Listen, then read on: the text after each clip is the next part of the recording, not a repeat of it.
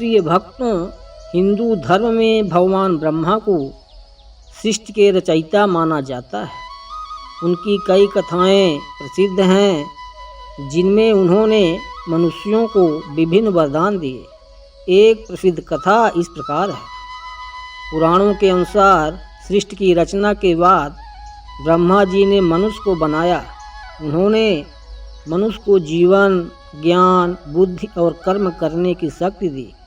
लेकिन मनुष्य ने ब्रह्मा जी से निवेदन किया, हे प्रभु, जीवन कठिन है, दुख, पीड़ा और परेशानियां जीवन में आती हैं। कृपया हमें ऐसा वरदान दें जिससे हम इन कठिनाइयों से पार पा सकें।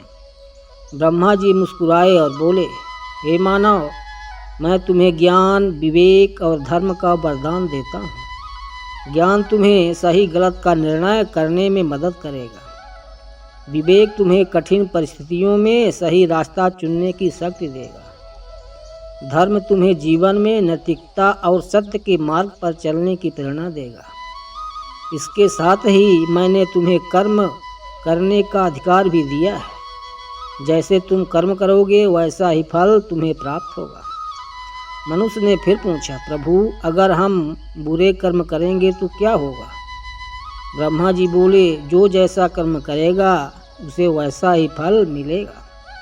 अगर तुम अच्छे कर्म करोगे तो तुम्हें सुख और मोक्ष की प्राप्ति होगी, और यदि बुरे कर्म करोगे तो तुम्हें उसका दंड भी मिलेगा।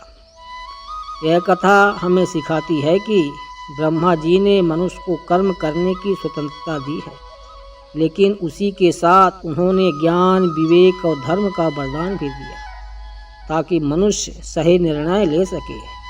इसलिए अच्छे कर्म करना ही जीवन का सबसे बड़ा धर्म है। यह कथा भागवत पुराण और अन्य धार्मिक ग्रंथों में भी विभिन्न रूपों में मिलती है। प्रिय भक्तों, इस प्रकार की पौराणिक जानकारी पाने के लिए कृपया वीडियो को लाइक और चैनल को सब्सक्राइब कर लें।